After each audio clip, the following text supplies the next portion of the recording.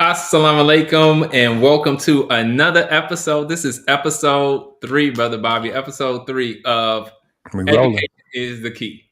So welcome all. Of course, this week we have a very special guest, which we'll get into. And just, I was blessed to meet him. And I don't even want, it's probably been at least, close to maybe, is it like over 15 years that we met. So I'll have to actually, I didn't even go back and think about that. But it's been quite a while since we met.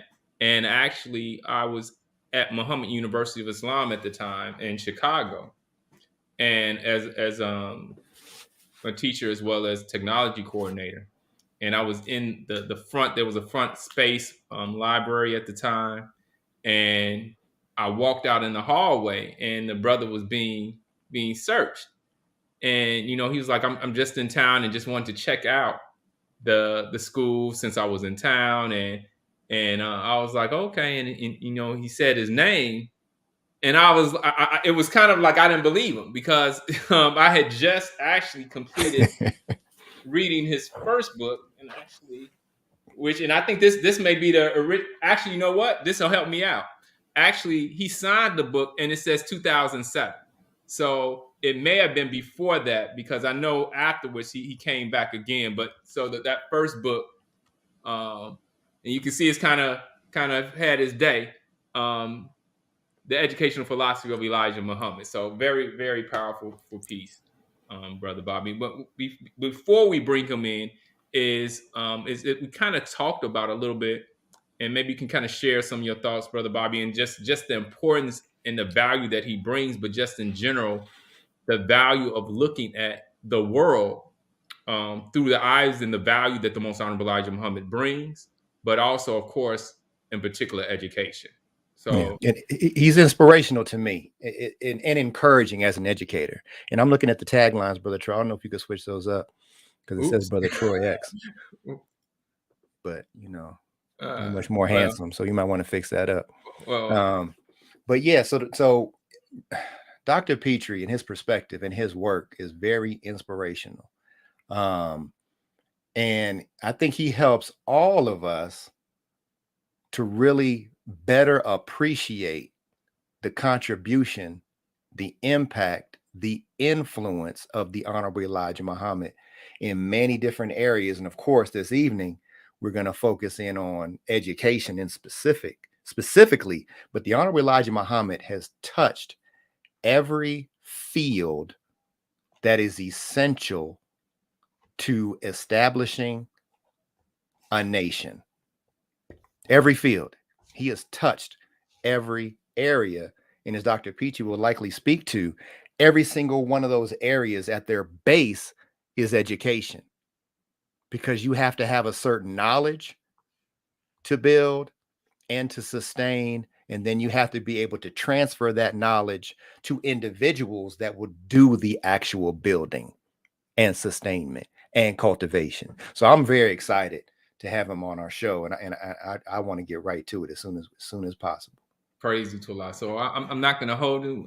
Just want to introduce everyone, present to some, introduce to others. My beautiful brother, Dr. Abul Petrie. Thank you for joining us. Thank you, brother. I'm humbled by your comments, both of you on your comments. I'm just a speck of dust, brother, that was fortunate enough to have come into contact with the teachings of the Most Honorable Elijah Muhammad. And so I'm honored to be here as your guest, and to your viewing audience. I greatly appreciate you as well. So I'm ready to respond to any questions that you may have. Praise you to Allah. Thank you.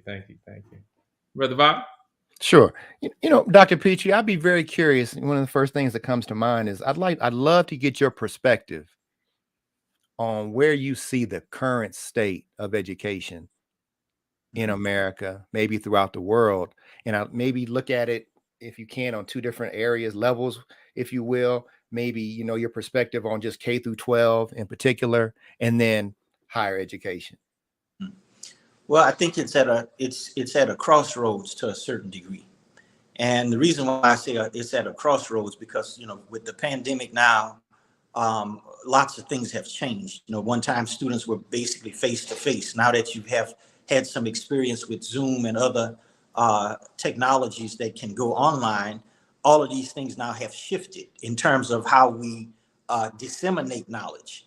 I think also that we're at a point in time where those people who really shape what education looks like in both K-12 public schools and public universities, there's some work being done probably through policies that would eliminate discourse that would be very close to the teachings of the Honorable Elijah Muhammad.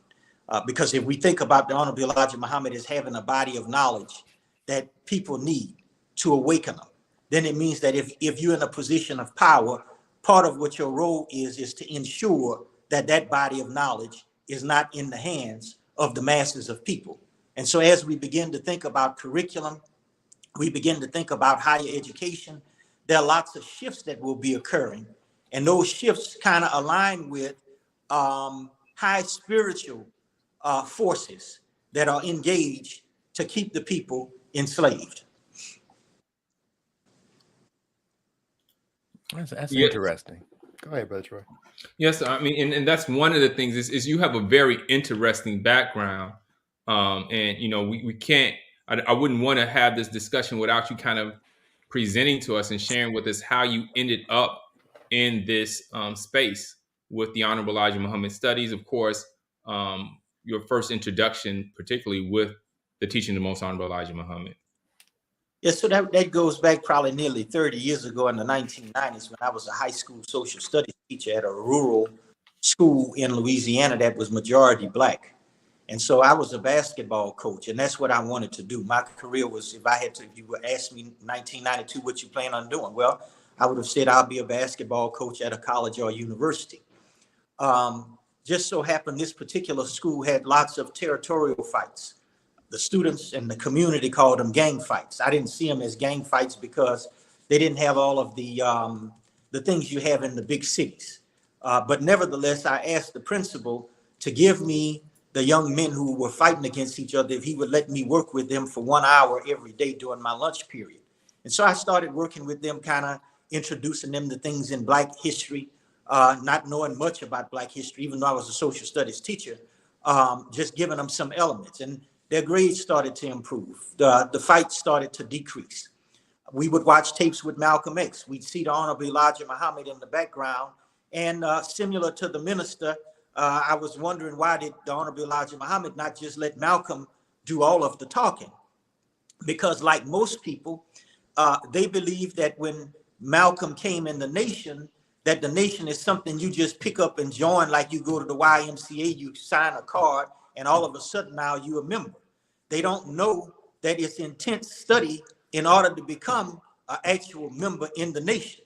And so Malcolm was under intense study, but he was under a master teacher, which we didn't know. So like everybody else, we just assumed that Malcolm was this great teacher, which he was, but we didn't know his teacher.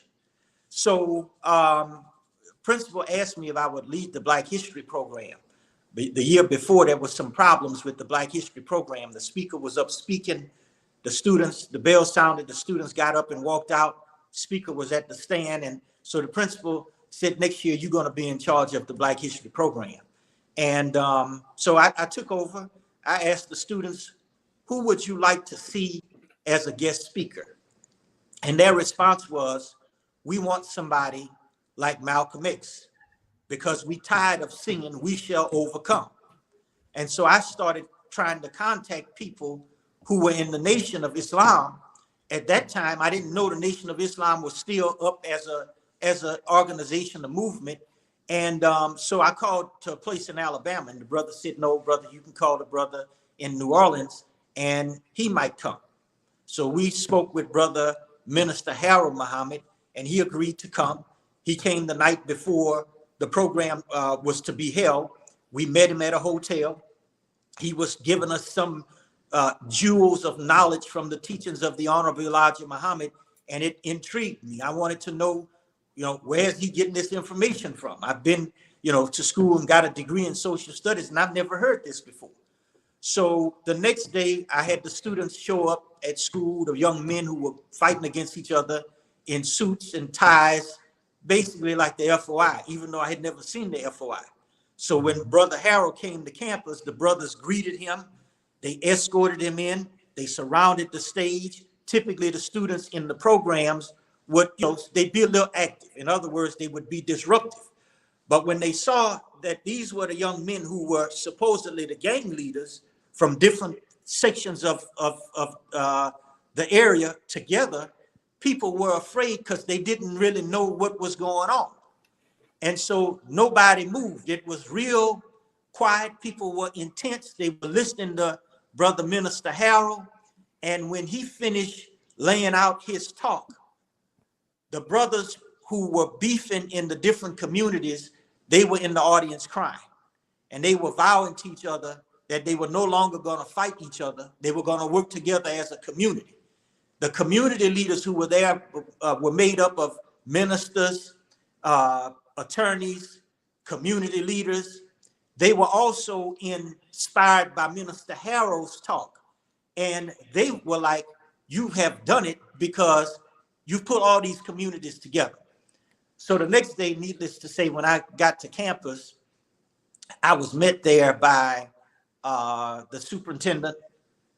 He was there, but I didn't even see the superintendent. I saw him pass me on the highway, and he was being led by an entourage. It looked like an entourage to me of sheriff department deputies who were going in the direction of the school. When I got on the campus, the place was packed with news cameras.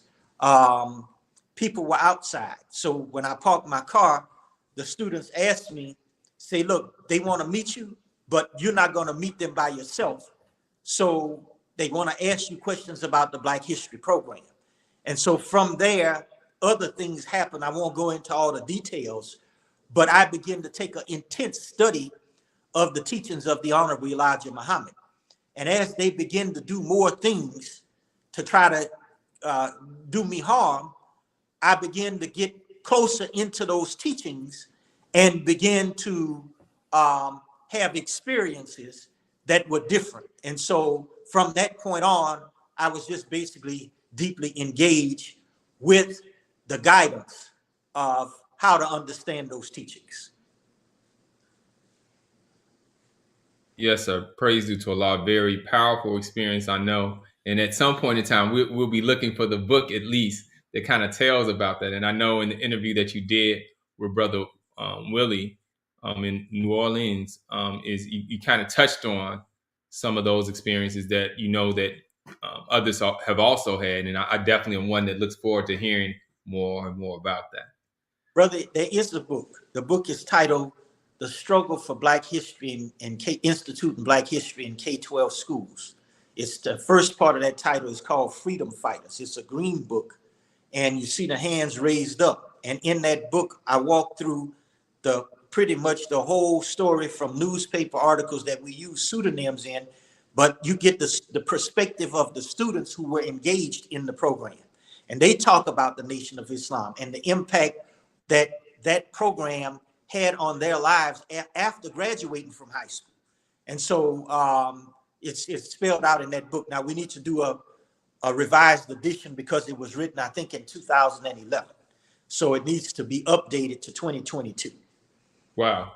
Okay, I got to make sure I check that one out. I know I haven't read all the books. I think I got most of them, but I think that one may be one that I'm missing.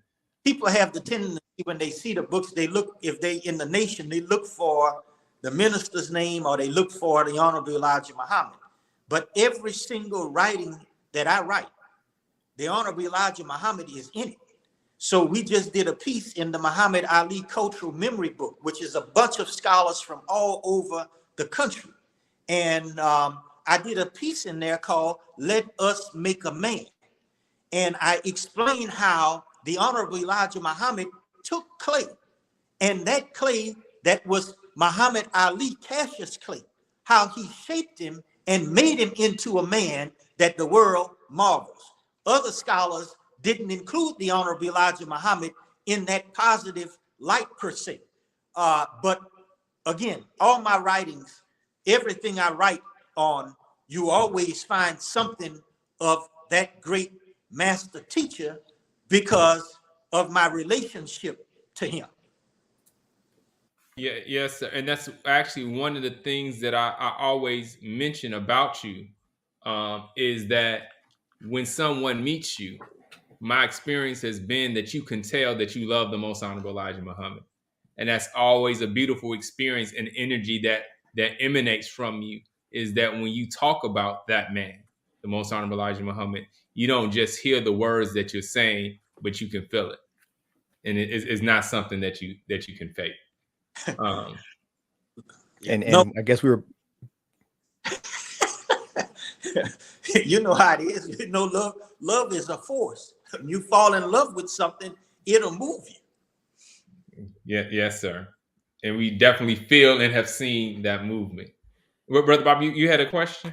I was gonna say, look, we must have been in tune because we put the link to the Amazon like back to back in the chat so that everyone can get access to Dr. Petrie's books. Dr. Petrie, and you were counting that history with your students, it seemed that they got to a certain point where they were just like fed up and just didn't want to hear from whomever they were hearing from. They wanted another perspective, but they were actually very clear about the perspective that they wanted to hear from.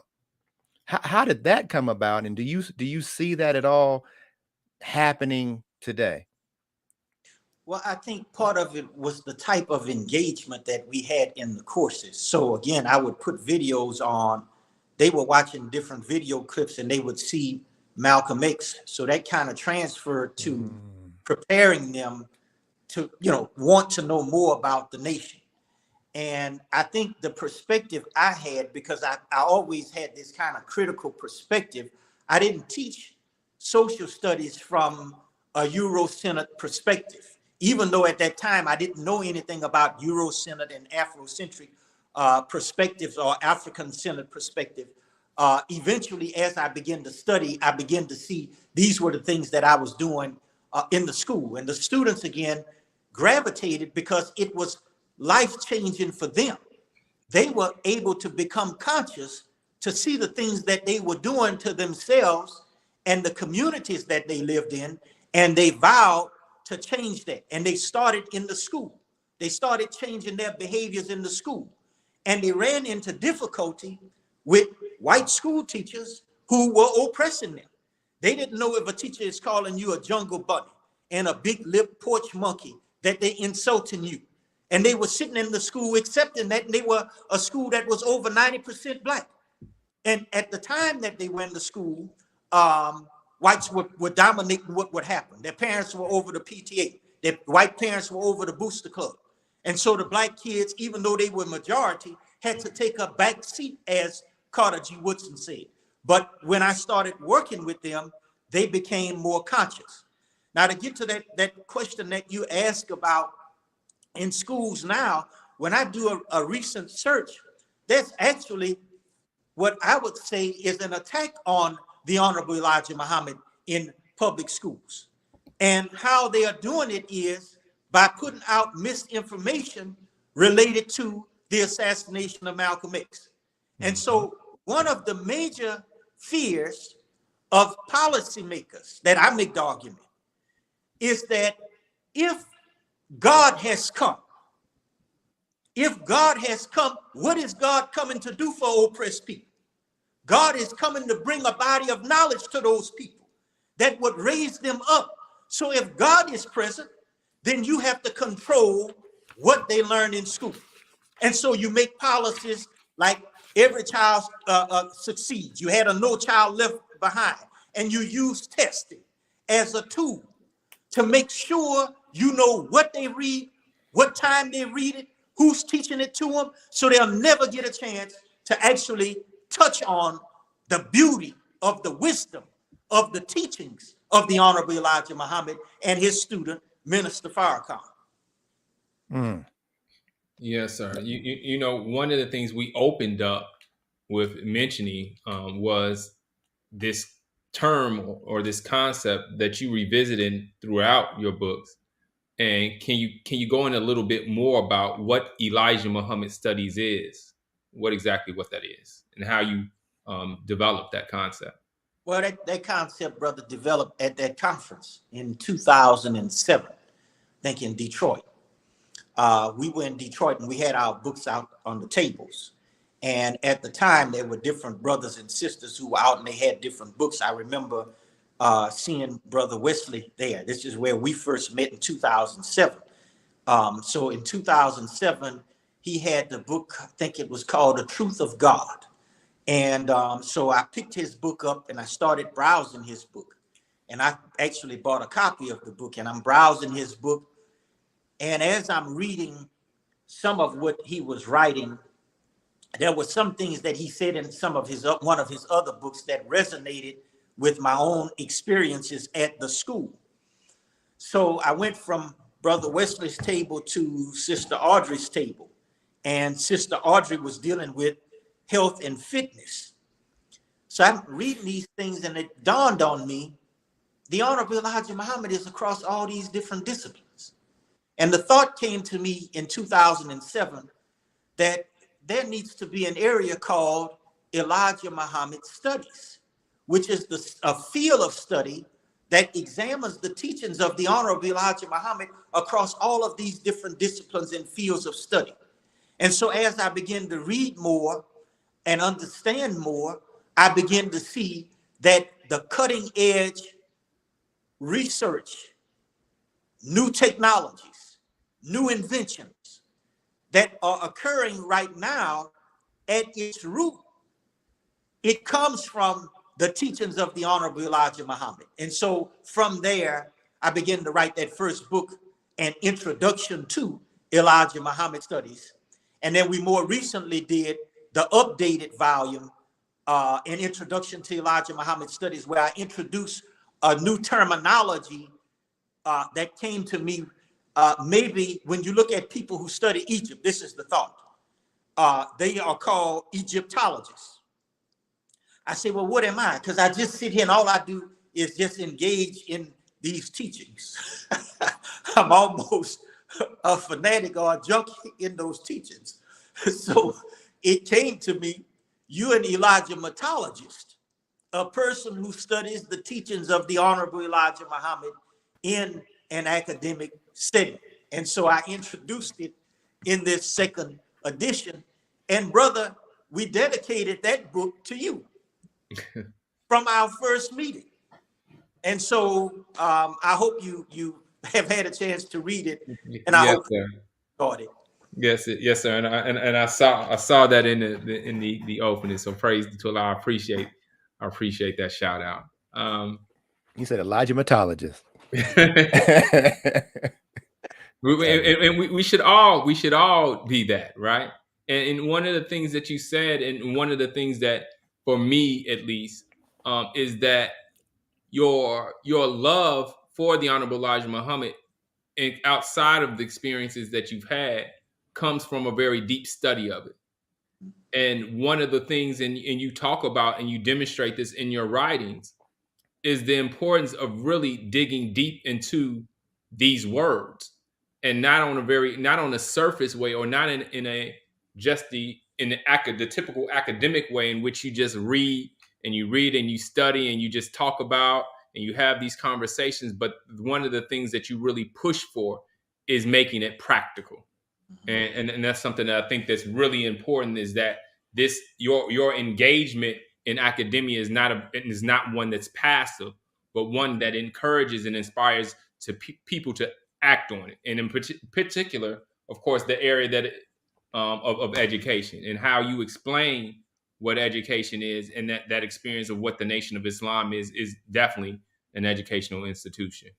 It looked like you were about to say something, Brother Bobby. No, sir. Go ahead. Yeah. So I mean, there's a lot to go through. Of course, the last book that you have that is coming out pretty soon. I'll let you say when. That will be, Allah willing, out soon. Is actually, I don't have that one on the slide, do I? You may not, but That's the liberation pedagogy, if I'm not Yeah. mistaken. Is that right?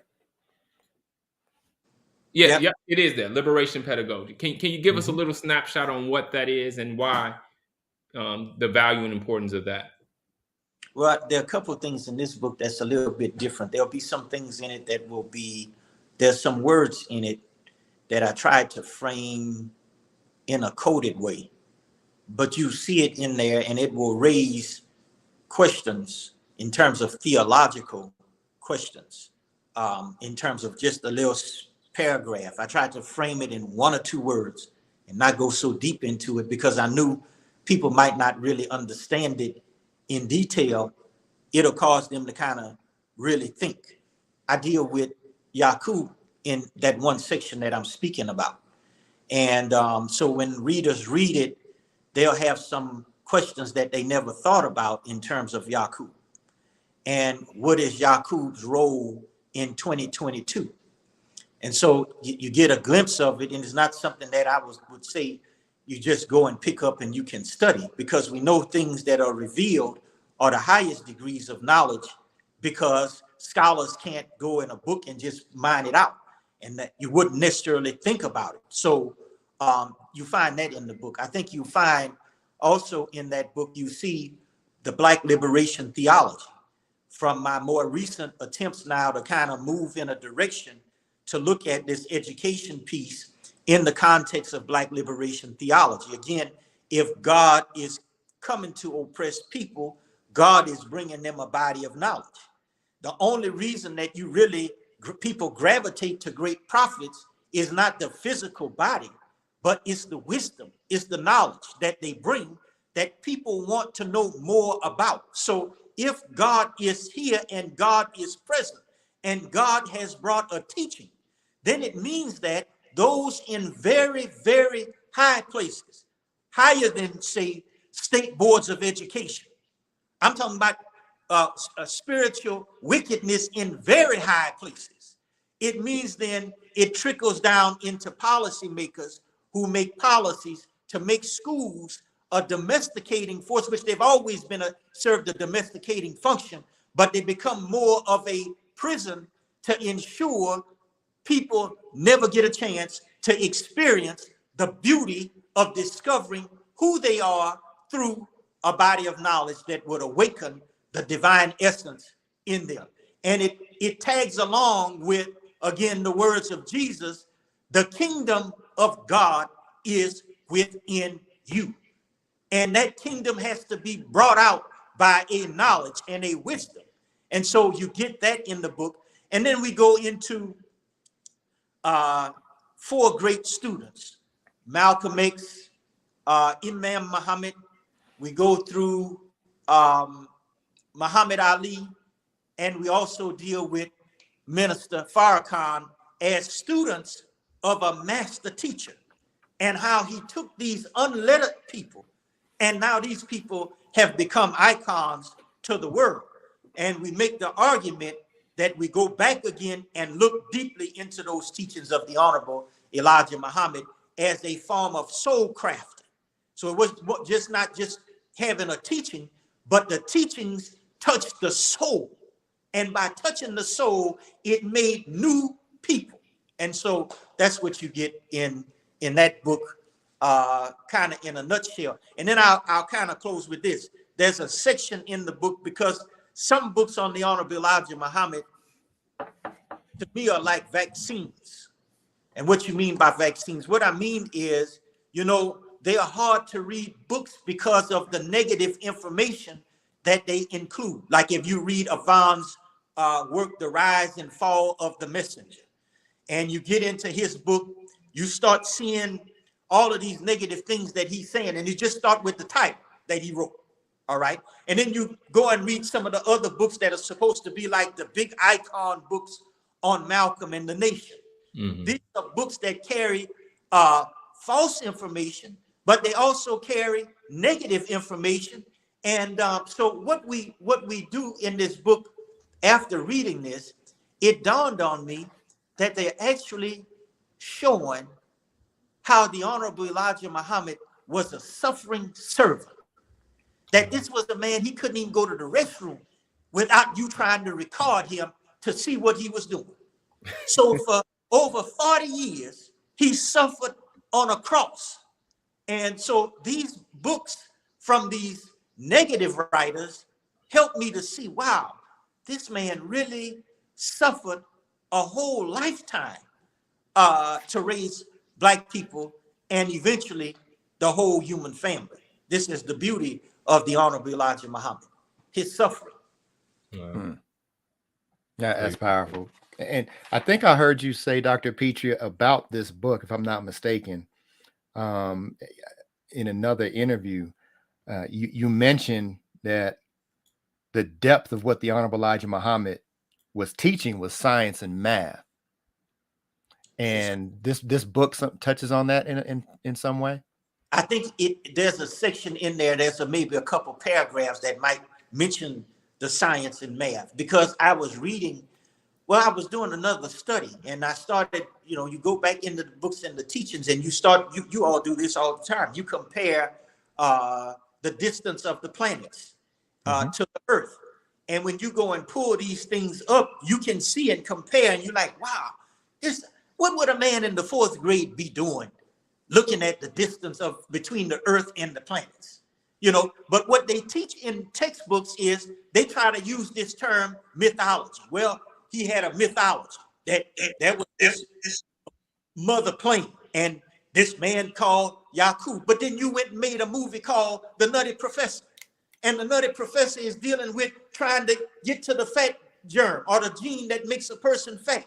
And he creates a buddy love, which is kind of showing you that they know how to create other human beings from those teachings. And when you get into their high scientists, not their lightweight scientists, they don't even cover that in K-12 schools.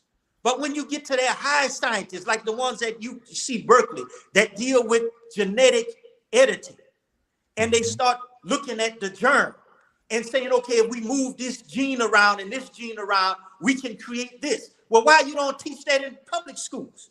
Because what you're doing in public schools is you are actually turning students off to the wisdom that would make them a god. So here's a man trying to figure out how to walk through a wall. You at the court trying to play ball. So when he learns how to walk through a wall, there's nothing that his imagination can't do. So for Black people and the masses of people, you just entertain while their scientists are working in these institutions, and they're actually the gods that you're having to contend with. And that's why the minister is such a problem. Because if you go to these big universities as students of the Honorable Elijah Muhammad and your minister, if you go to those schools, you are a problem. Because the wisdom that you all would bring is higher than what you would get in the university. And you're going to ask them, if you're sitting in the class, a different kind of question. So Black people are not supposed to be in that kind of sphere of knowledge. And so for me, Dr. Petrie, this kind of goes back to your first point. When I asked, how do you see the state of education right now? And you use the word crossroads. Well, when you're at a crossroads, that means you got to go in either this direction or that direction. Last week's episode, Brother Troy, what came to mind was the 1972. Maybe we'll put this link in the chat too. 1972 was the Black Journal, Black Leaders Discussion that featured the Honorable Elijah Muhammad. And the theme of the discussion was, is it too late? And in the first few seconds of that, the brother who opens it up is raising the question of, do we continue in words to, develop to try to fit into the existing institutions, or do we establish our own? And that kind of led the discussion. Here we are 50 years later. And we brought up last week, Dr. Petrie, from Closing the Gap in this book right here, where, and you brought this out as well, from the Honorable Elijah Muhammad, who said the wisdom of God lives in us, right?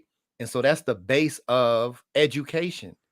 In this book, Torchlight for America, Fixing the Public School System, the Honorable Minister Louis Farrakhan said the first thing that you do is put God first. Put the wisdom of God that's in you, put that first.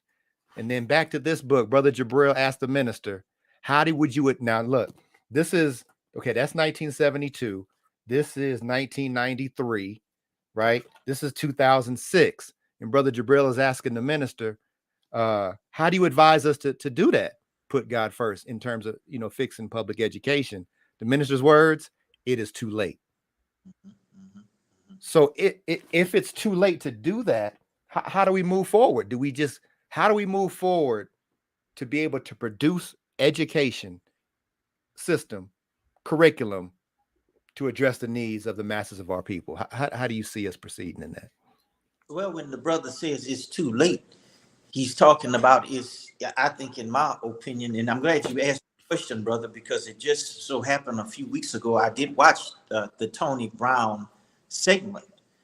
Is it too late? And the Honorable Elijah Muhammad was speaking to all these different leaders on the show. And it was quite an observation for me. But to get to your question, I think what happens is it's like dropping seeds. So you're only dropping seeds in preparation for something in the future. It may be too late, but you're still dropping seeds that at a certain point in time, people begin to recognize. It's similar to the resurrection, if you will. You go out here and this grass is dead, but you start watering the grass at night while everybody is sleeping. Over a certain period of time, when you come back, that grass is now green. But all in between, you passing in front of it, and you never recognize that there are gardeners in all of these different spheres that have come into contact with the teachings of the Honorable Elijah Muhammad, and they're doing their work, and everybody else is doing their work. And at a certain point in time, those teachings come together to do something else. And so certainly probably too late to restructure everything, because this world is going out. Yeah, it's out, brother. So there's something that has to bring us together. And this is where what you all are doing now. You're dropping seeds. Brothers and sisters will pick these shows up, and some of them may not even be in the nation. But as they begin to reflect, certain events will come up. And these events will bring these things into consciousness. And as they become more conscious of it, you look up, you say, this brother here is in the teachings. Right. Was telling me, I guess I could share it. She was telling me that there was a brother she saw in a dream that we knew, who was with the Honorable Elijah Muhammad. I knew the brother, and I told her, I said, look, there's no way this brother, not him. I said, of all people, him?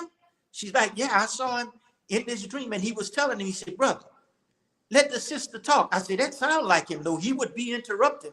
I said, but it can't be this brother. I was at the store a couple of days later in my hometown. There's a store where we go and hang out from kids, ball players, and all the ball players go there, and that's where we would get our inspiration. I happened to walk in the store to give the brother who owned the store a signature copy of the educational philosophy of the Honorable Elijah Muhammad, because he requested one. He said, you brought me a copy, but I want mine signed. So I'm in the store signing the copy. That brother who the sister was talking about walked in. I said, man, this dude done walked up in the store. So he said, what you got in your hand? So I said, I got a book. He said, let me look at it. And he all loud. I'm like, man, you can't do this in the store. The educational philosophy of Elijah Muhammad. What is that? I said, man, that dude is crazy. He blasted all my stuff out in the store. So I took the book, I gave it to the guy, and I hurried up, I got in my car. When I got to the road, I started thinking, I said, she just told me about that brother. So the point I'm getting to is there are many people who at a certain point in time will become awakened by certain events that you all are playing a part in that might not know it right now. This is maybe why Master Farad Muhammad said when he had the wheel built, He had different parts of it being built by different scientists, but they didn't know who each other, didn't know each other. So at a certain point in time, he took all those different components and brought it together, and you got a master wheel. So at a certain point in time, there are people there that you all don't see. Some of you brothers and sisters say, oh, that's a sympathizer. Well, let time tell it. You find out if it was a sympathizer or if it was somebody who was deeply engaged and interacting with these great masters that are on the scene today. Wow. Praise due to Allah. Very, very, very powerful. Wow. Haven't you also even in your research, Dr. Petrie, found individuals that this world looks at as scholars and the top of their fields, and they put out information but never acknowledge the Honorable Elijah Muhammad or the Honorable Minister Louis Farrakhan, but you can dig and you can see that in fact they really have. That is correct, brother. When I mentioned in the show with Brother Willie was saying, he mentioned it was a colleague of mine, a white colleague. It wasn't a white colleague. It was a person I had just actually met that day. I happened to be at a university doing an interview, and the interview was going really well. And I went to one of the interviews that was people in the field of education, which is my area, educational leadership. So there were two professors there, and they started asking me questions. They started with trying to relax. Look, we just want to have a conversation. We're just going to be talking back and forth. So I'm like, okay, I know these things. I'm in ed leadership. I've been doing it for 20 years. I've written with the best professors in the world. So the lady began to ask me a couple of questions, and then she jumped right in to this question. She says, well, I noticed in your book that one of the books that you wrote about Louis Farrakhan. And I don't know how you could write about Louis Farrakhan when he's a very divisive figure, and he's, racist. And she was giving me all these different things. So my response to her was, what you're giving me is sound bites, because you haven't read nothing that the minister said, and you definitely didn't watch a tape or a whole tape and put it in context. I say, but what I do is I take a deep, intense study of his words, and then I pull out of those words what you claim your best scholars are saying, and I want you to look and compare at what he's saying about leadership, education, and many other topics, and you compare and you tell me which one is supreme. When students read in the multicultural book that I did for educational leaders, I have side by side John Dewey's Purpose of Education, Minister Farrakhan's Purpose of Education. And when the students read it, they'll tell me something like, I never imagined I would read Dewey and Farrakhan in the same text. And I can't believe all the things that the minister is saying that is so far above what I've ever read in the field of education. Now, I'm not trying to knock the scholars in education, but what I'm saying is God has come. And so in this particular case, the lady was, she was really trying to jump on me. So I gave her critical race theory. I said, you talk about Malcolm influencing critical race theory. You know who taught Malcolm? I said, okay, you mentioned critical race theory. Do you know Derek Bell? Derek Bell has a whole section in his book devoted to Minister Farrakhan in his book, Faces at the Bottom of the Well. But most scholars see it, they won't even touch it. They don't even touch that part of the book. So as we were interviewing, the other sister who was white in the room, who was also there, she deflected the conversation. And then when it was over, I told her, I said, they use the minister's words in Honorable Elijah Muhammad, and they don't use his name. So she told me in words, you see some of that, I have a book. And when I saw her book, The Soul of Learning, I said, I got home and I started reading. I said, now this is something. I got this book, Liberation Pedagogy, Elijah Muhammad and the Art of Soul Crafting. This is what she's saying the same thing I'm trying to say. Then she gave me another book by Jarvis Givens. It's called Fugitive Pedagogy, Carter G. Woodson. I think in the art of soul crafting. It may be the art of soul crafting, it may not be so. But that's where I got that title from after looking at his book. The sister told me, she says, this is the white lady. She told me, I met Minister Farrakhan in the airport many years ago. She said, I took a picture with him and it went viral. And the people at my university wanted to fire me because I took a picture with him. And she said, I saw him in the airport and I wasn't sure if that was him. And when I was sure, then I went over. I said, I got to go and meet him. She said the E-team kind of tried to stop her, but the minister said, let her come. And so she went and took a picture with the minister. And in her book, when I did some research on her, she grew up actually reading some of the things in Message to the Black Man as a high school student and watching tapes of the minister. And this is a white lady that I wasn't expecting to meet her. I just happened to meet her on that particular day. And I wondered, could this be a coincidence that I just run into this person? I went to another interview and I'd be really good at them. I had done real good, answered every question. They had one man sitting in the back corner of the room. He said, I see you write books on educational leadership and Louis Farrakhan. And Farrakhan is a room full of all white people. They had one black person in the room. Farrakhan is a very decisive racist, this, that, and the other. So how does your writing on Farrakhan influence your leadership style? So then I had to go into with him. Then after I responded to his question, he said, well, hold up. He had quotes that he had written down. White audience, look at what he said. And you're reading the quotes off verbatim. Mm-hmm. I said, look, what you're doing is you're reading to me things out of a context. I don't care if you listen to the whole tape, you still don't understand the whole context of what he's saying unless you understand how he came to give that particular speech. You know, if my son is in here playing, he punch his brother, all right? He break out the room running and crying because his brother behind him. I get on the brother when in fact he's the one that instigated. So when they talk about the minister, they don't necessarily give the whole context of why he said what he said at the time he said. And so these are the kinds of things that you run into. And I was like, this is the third time that people have asked me about the minister in a very negative way. And this is what scholars are afraid of, that they will run you out of the professoriate if you try to deal with or speak on the minister in particular. The Honorable Elijah Muhammad, not so much so because they see him as a dead man. Yeah, that's like talking about Carter G. Woodson or W.E.B. Du Bois. See, but for people who know him like he is, if they knew that a course was being given on Elijah Muhammad, they should be running in the millions to that particular course.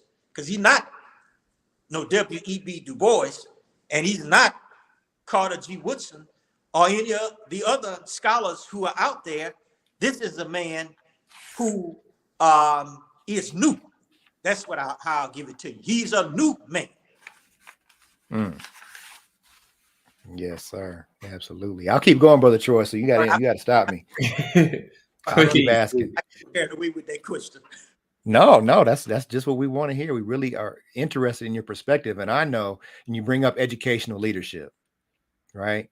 And I'd like you to talk about the value that you see of leadership, educational leadership, and how the Honorable Elijah Muhammad, the Honorable Minister Louis Farrakhan, how they influence you in your process of developing curriculum specific to education and educational leadership, if that makes sense. Yeah, that makes sense. So I'll start with this leadership question. So one morning I was being guided, and I had a book on my desk, and I actually cannot find the page number, and I don't know if I can even find the book. The book's sitting on my shelf. It was by the Honorable Elijah Muhammad, and I saw it there, and I kept sitting and looking at it. I said, I need to read it. So I opened it up. It was dealing with leadership, and he was talking about Solomon. And the first thing Solomon did was he didn't ask for money. God said, you ask me for whatever you want. And his prayer, if I'm not mistaken, was, give me the wisdom to lead these people. Now, when I saw that, I said, wow, this means that you can't begin leadership without a prayer to God, asking him for wisdom to lead these great people that he's putting you over or under. And that took me, because I wasn't really looking at leadership. I was at North Carolina A&T when I really began to take a good look at leadership studies. I had done educational leadership, and I wanted to know, why am I at a school looking at leadership studies? I happened to pull an organizational chart of the Nation of Islam, and at the very top of that chart, it had leadership. It dawned on me that the Nation of Islam is producing a cadre of leaders. And so when I think of leadership, the greatest thing that I see in it that I gravitate to is this whole concept of servant leadership. And you see it in Greenleaf's work, where he talks about servant leadership, but you see Greenleaf and Minister Farrakhan saying the same thing about servant leaders. You can't think about yourself as being greater than the people that you serve, that you got to get underneath the people and lift the people up. So as I began to think about leadership, that took me into reading about leadership as love. And that's what we put in that book, Educational Leadership, and Louis Farrakhan, Leadership as Love. And I took it from a biblical text and replaced the word love with leadership. Leadership is kind. Leadership is patient. All of these things I used in that context to show how Minister Farrakhan has to take his personal self out when leading, and has to humble himself to people that you would say is lower than him. So here's a man that called 2 million people. But if you saw him in the street, he's not running around. He's a big I. And you need to know who I am. I am the Honorable Louis. He's not that kind of man. He's a humble person. And when you begin to look at his way, you begin to see, wow, you mean to tell me this man is so humble that he'll learn the wisdom of a baby, when a president of a university and of a country won't even look at a baby for wisdom. And so this is what I was able to gather in terms of leadership, that you have to be humble, you have to take a lot, you have to be forgiven, and you have to always lean on the wisdom of God. Those are the things that I take away from that. And so all the people who are under your leadership, you have to do one thing that the Honorable Elijah Muhammad taught. He said, brother, don't do this, don't do this, don't do that. And then when he got to the bottom of what he was saying, he said, do good.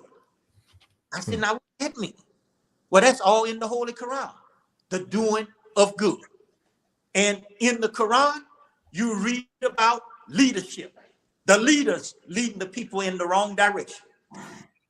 And so when I think of a curriculum for educational leaders to prepare leaders, these are all things that I did over the 20-some years that I've been working in the field. And there are certain courses and bodies of knowledge that they need to read that they don't read, because many of the people in leadership positions are actually the gatekeepers to keep the people oppressed. They're not in the mindset of leadership to free the people from oppression. So whenever I take a leadership role, I have to check myself to say, now, am I really trying to free people, or am I trying to enslave people? And so these are some of the things that you would get in developing a curriculum, brother. Again, they are jewels of knowledge from many different places that people could read that would give them a different consciousness.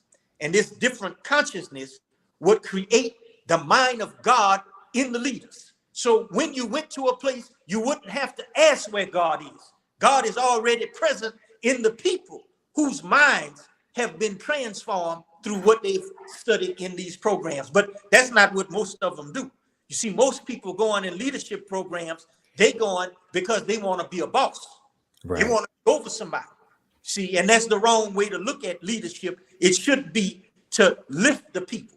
And when you're in these organizations, you're not expected to do that. So if you're in a K-12 system, the superintendent, if he saw educational leadership in Louis Farrakhan, he probably said, I don't know if I'm gonna read that book. But if he read it, he might start thinking a different thought. Well, maybe I'm the guy that's the plantation owner. When I've seen this happen, we would have study group kind of meetings in the class. So we do like you do in the nation, sit in a circle. It's not them listening to talk. They reading pedagogy of the oppressed. And one brother was in the circle. He threw his keys down before he could speak. He threw his keys down. I said, man, this guy must be mad. He said, man, I read this stuff and I realized I'm the oppressor. I oppress the teachers and the teachers oppress the children. And so all the school is in turmoil and it's all because of me as the chief oppressor. So again, these are the things that leaders have to look at in education settings. I'm gonna close with this, brother. I go back and I think about the Honorable Elijah Muhammad with Master Farad Muhammad. And if you could just travel back in time and just sit as a fly in the car, and you look at Master Farad just teaching with no textbook, no say you got no learning objective, not you're gonna take a test tomorrow on a multiple choice exam. He just filling his servant with wisdom. And the Honorable Elijah Muhammad is just taking it in, want more and more. And then you think about how could this man remember everything that his teacher taught him and the tons of writings that he had. And he didn't have, like I said, an iPad that he was keeping notes and putting it on a disc. So this is to tell us that to produce leaders, you have to have people who love the people. And that's what made the Honorable Elijah Muhammad different than all those other ministers that they had in there. They were good talkers. They could orate. They were 6'5". They had what they call the general traits of the great man leader. But the Honorable Elijah Muhammad was just the opposite. He was a little small man with an impediment of speech. And if he came in the room, you probably put him in the corner. If he went to the mosque, you probably dismiss him. So, but this is the kind of man that God saw in him, a quality of heart. There's a brother, I have to say this. There's a Negro, I ain't gonna call him a brother. He really upset bad over here. He has a show that he does where he's trying to, he's saying all kinds of bad things about the Honorable Elijah Muhammad. And he gets people to come on his show and tries to steer them in a way to say things that he can edit out and say, you see, look at what Muhammad did to Muhammad Ali. So when I saw this video with that the guy was making, I won't call him a brother, I can't, he's a Negro. I said, now this is typical of how this man was teaching on things like artificial intelligence. This man, if he was trying to take your money, he wouldn't be giving you all these kind of teachings and having to suffer like that. So again, these are the things that we're challenged with. And I think we could look at the life of the Honorable Elijah Muhammad and Minister Farrakhan as two lights of what leadership should embody. Brother slap you on the cheek. The minister is not quick to respond because he loves the people. And his love for the people will allow him to take all kinds of disgrace. Look at what they did to him at the Aretha Franklin funeral. They wouldn't let the brother speak, but his humbleness, it didn't bother him. When I was invited to a church and I grew up in the church and I speak in the church and teach in the church, there was a man who was a student in my class. He had the book Educational Leadership in Louis Farrakhan, and he was impressed by it as a student working to become a principal. And so the brother preacher told me, you got all those books on Farrakhan. He said, we might have to maybe talk about bringing you back another time. So in other words, I had never been uninvited before. And I felt it. I said, man, I never had this happen to me before. This man actually told me I can't come to his church. So I said, wow, I can only imagine what you all go through as followers of the most honorable Elijah Muhammad and Minister Farrakhan. So brothers, just keep on teaching. Praise you to Allah. And I don't know why it sounds like you're not a follower. In some ways, you're a better follower than those who, or some of those who may say they are followers. So praise you to Allah. We thank you. We thank you. And in your body of work, and knowing what comes with it has definitely demonstrated. I was actually looking through, and of course, sometimes you highlight or underline in a book, and the whole book ends up being underlined. And as I was looking for something to lift from educational leadership in Farrakhan, it's like I have in some instances the whole page, the whole chapter underlined. But in going to the last chapter, chapter 5, which is futuristic leadership, you make the statement: educational leaders performing as ministers are the model of servant leadership. The leader then becomes the minister, serving the needs of the people. And through the attractive power of love, they lift and inspire the people to reach new levels of success. Moreover, they bring out of the people their unique talents and gifts. That statement is so powerful, going back to what you expressed in terms of what that new educational paradigm looks like, and what the purpose of education should be and what we have to do in it. So, I mean, those words are very powerful. And just looking through this body of work that you have, I mean, the books, Education and Farrakhan and Education, the Human Development Approach, and just knowing what having the name Farrakhan on the cover of a book, what what that comes with. And you talk about the sacrifice that accompanies leadership, not just in education, but any field of endeavor. That there's a role and a sacrifice that you have to make in doing that. Yeah, brother, they're so misunderstood, and it's a sad thing because what they bring to the human family is really a gift to really help people discover their own greatness. And so, as you were mentioning the quotes on the futuristic leadership, and I started thinking back about this servant leadership, and that people who were principals and school leaders and educators, if they begin to see themselves more as ministers and not so much as administrators and managers, as one brother was asking the question, is there a difference between leadership and management? And they kind of go into some degrees hand in hand, but managers have to do some leading because they influencing people in a certain direction. It just depends on how they go about it. Some of it is actional, where you give me A and I give you B and then I give you a reward, or some of it is transformational, where it's more intrinsic. They give this kind of inspiration that make the people kind of gravitate and do things on their own. And so certainly what happens is many people are prepared more so as simply being managers of systems. But futuristic leadership, when you begin to think about, if a good many of our leaders in schools are Christian, how does their religious practice play into being an educational leader?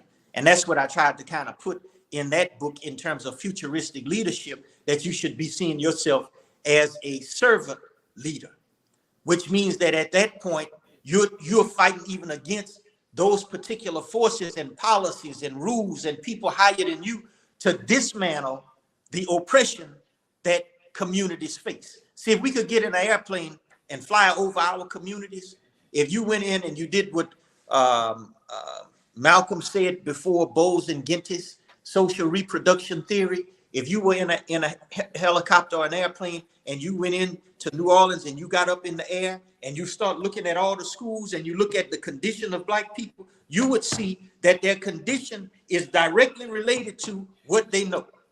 And so the guy in the school would not let the minister come in or let the teachings come in, because those teachings then would start a resurrection process that they begin to clean their communities up. And then now God starts to come out. So if this guy can make a car that can drive with no hands, and I'm directly from the God, what can I produce? And so these are the things that you see in terms of not being free. And what they're skillful at doing is they know how to pay us in their leadership roles. They pay them the highest salaries. They get the biggest perks. And this goes back to what Malcolm said, between your house Negro and your field Negroes. So some people want to be up in the house. Man, give you a credit card. You can travel anywhere you want to travel. Give you allowance for your car. Let you stay in the house for free. But at the same time, you disempower because you can't speak the truth that would free the people from the oppression and suffering that they experience. And so that is the challenge of leadership. Wow.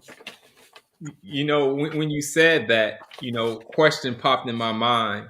And of course, I know, you know, as a student of the Most Honorable Elijah Muhammad, that he said that the separation is the best and only solution. Separation is the best and only solution.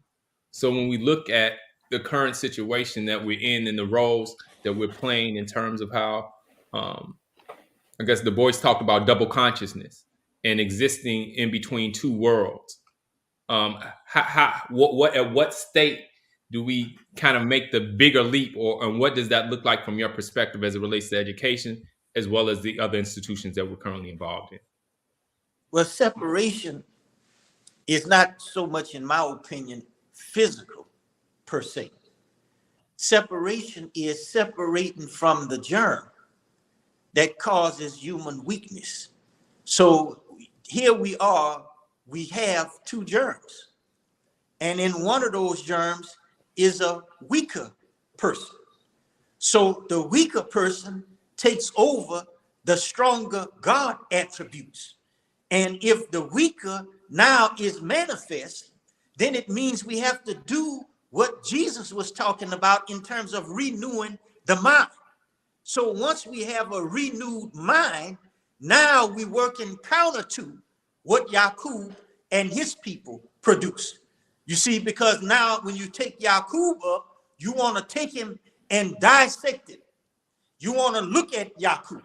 You want to ask questions about Yaqub. If he only lived to be 150 years, and yet it took him another 450 years to produce that man, what was the organizational process that he used that he could be physically gone, but yet produce a man and never see that man, only in his imagination? And where did Yaqub go? His man go once he produced that man and his followers. So now as you begin to think about separation, you got to think really deep, because in the conversation that God was having with Iblis, he told Iblis, or Iblis was telling him, Iblis said, I'm going to wait for them in some interpretations of the Quran, in the direct path.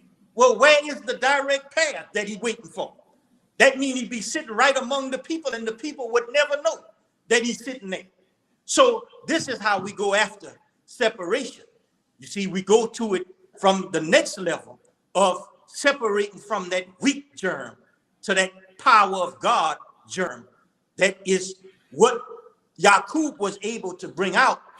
A new God is saying, I'm making a new man. This man is different, don't have the same weakness of the old man, because I'm not using the same material to produce that man. These are the teachings of the Honorable Elijah Muhammad. If you go back and just look at some of what he was saying, some things he was saying, he would stop because he didn't want to disrupt the God of this world. So he says, I'm not going to go further in that, because if I said it, it would disrupt the God of this world. So he knew that there are certain things I have to allow to run until I can say certain things. And so separation is a must. But it's a particular kind of deep separation that we have to come out of. We got to get that Yaqub germ and come away from That's, Yes, I know we're running out of time, Brother Troy. Can we ask one more? Can we ask? Can we ask one more question? I don't know if I answered, brother, the way you wanted me to answer, but that's generally how I've been seeing it, now that I see things a little bit clearer to me. I want to know about this man. And when I see what Yakub did, I see that when I study in organizational theory. You see, when you look at organizational theory, you set up organizations the way God did. God set up the sun, moon, stars, and he set up laws.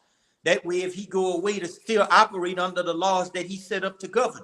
So if I'm over an organization, when you set the organization up, you set up certain laws and rules and policies that no matter who gets in the seat, I'm the first superintendent. Oh, we got a black superintendent. But the organization that you work within has certain parameters that keep you working within those particular parameters that you can't be free. So this is why you have to have a certain level of consciousness to know that, hey, the man put me up here as this big superintendent, big leadership role. I have to figure out now, what is my role in freeing the people that's sitting in this plantation? Because I could be the overseer and not know it. And that's what Yakub was able to do. He was a master of organizational theory. Now, I wouldn't even say theory. Theory is, you got to prove theory, but he showed over a time period that he could be gone physically, and 450 years after his physical death, he was still able to produce a man. And in each one of the different groups that he was producing, what were the people doing in that particular group? These are the questions that we go after. And when we start uncovering that and you get into it, you see, oh, wow, then that means the God of the white man is a black man. That's his God. He doesn't know it. And so then he's going to fight you because he doesn't have that knowledge of it. And this is why he keeps us in sport and play and entertainment and keep us away from knowledge. And he's claiming to be your friend. You come out here and you shake it fast, shake your ass, shake it fast. And God is present. He telling you to smoke that wine, dope, and drink that wine and slap that so-and-so and do this to that bitch, because he know God is present. And so what he doing is he doing just what he said in the book. He said, use your voice and call. Use your voice. And we know that the voice could be sounds of music, because in some writings, they tell you Satan is the master of music. And so if God is present, you shaking it fast right in the presence of God. And then you go back to Cain and Abel when he slew his brother, and it grieved God. And now you got songs glorifying. I shot that nigga 12 times. And God is present. Then you got a Quran that tell you kill one person is like you kill the whole of humanity. So how you doing that? Because you ignorant. And this is why they fear the teachings of the Honorable Elijah Muhammad. Because the teachings of the Honorable Elijah Muhammad will remake you into what God had you from the beginning, which is based on love. He started you from love. You can't get nobody unless two people making an act of love. So this is the teachings of how the Honorable Elijah Muhammad is so profound that they go on and on, brother. And think about this now. The teachings that we're talking about, that's in 3 years. That's 3 years of teaching. That's 3 years with him and Master Farad Muhammad. 3 years and 4 months, if I'm not mistaken. I think people say 6, but I think he said 3 years and 4. So if he had that in 3 years and 4 months, and then you look now from 1975 to 2022, what kind of person you looking at? What kind of team he bringing to you now? In 3 years that he brought you over there, it's certainly not the same what he gonna bring you in 2022, but you need a baseline. You need something to start from. So he said in his book, he said, when we bringing in a new world, we got to gradually bring the people up into it. We can't just give it to them, because if we did, they couldn't accept it like that. So it's by degrees that they get this knowledge. We talking on Zoom right now. But if the man came 40 years ago, he wouldn't even know what this is. He said, man, what y'all talking on this? So again, this is what we see in one of his most profound interviews. This is what he said with Buzz Anderson. Buzz Anderson was asking him how God operates. And the Honorable Elijah Muhammad said, he said, well, brother, think of it like this. He said, here you have your tape recording. He said, now, the tape recorder, the person who made this tape recorder, after so many years passed, if he came back, he would never recognize the tape recorder. So I said, wow, that's to show you how the gods evolve things into perfection. And this is the great thing that we see in this man. Now, if you can make a car that's so much improved from what it was, think about God making a human being now that has this kind of potential that you've never seen before. That was an old man. That was the old Adam.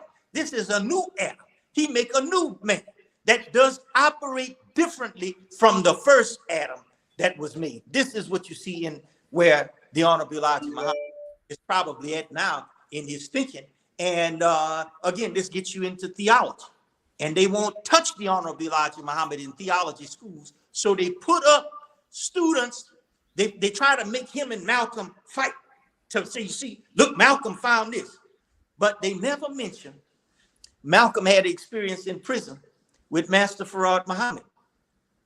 So why they don't mention that? Because see, when Malcolm would get to reflecting back on his experience, he would see things maybe and begin to put pieces together. And being under the Honorable Elijah Muhammad for many, many years, this grew him into a giant. Wow, that's powerful. Thank you so much, Dr. Petrie. There's all kind of comments in the comment box. We have thoroughly enjoyed. We've been fed fully. We wish we could go on for more time, but we know we want to be respectful of your time. We do want to give you opportunity, though, to let us know how folks can reach you, how they can purchase your books, and anything else that you want to share as we close out. Yeah, I have to mention Sister's book before I get offline.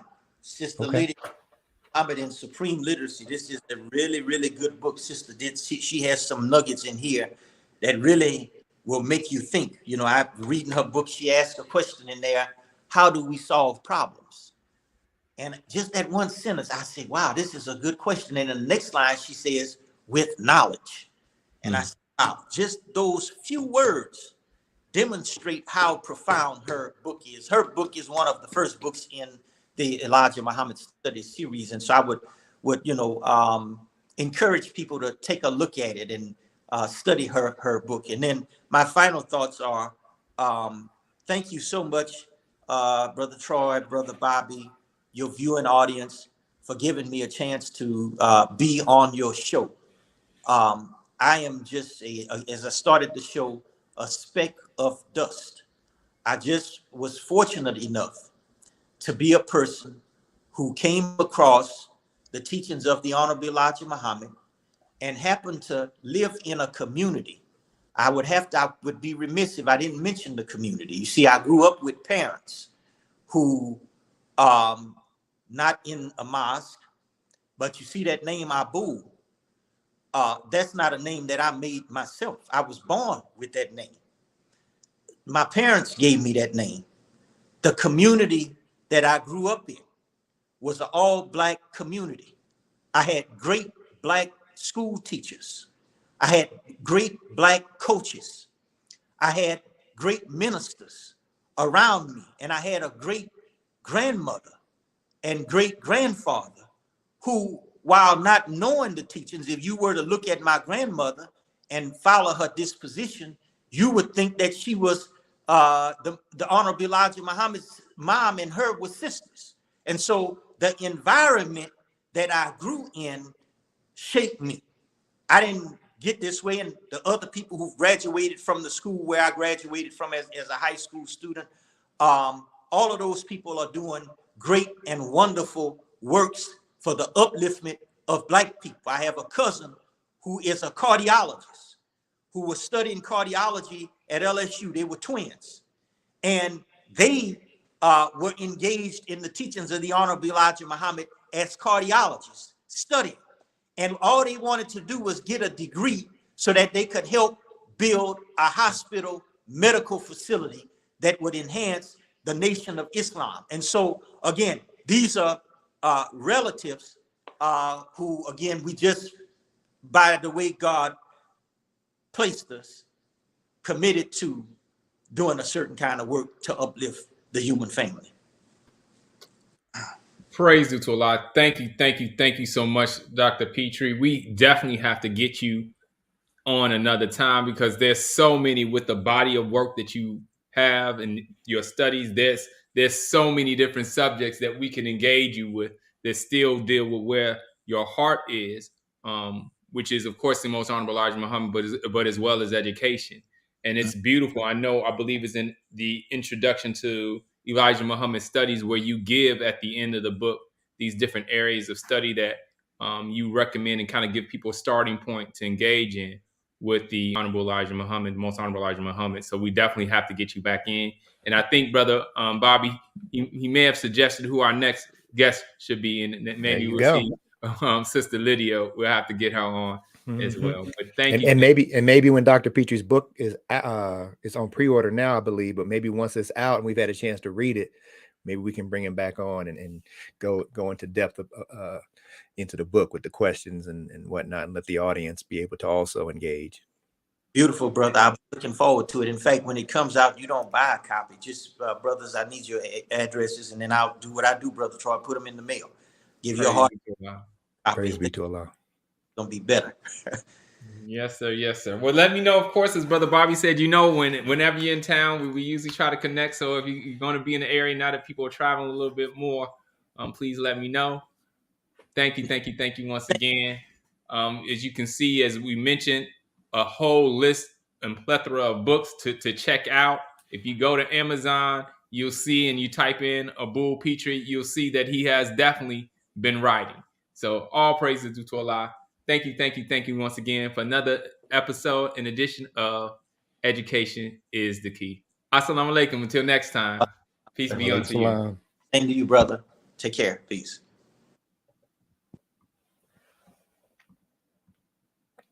Are we still here?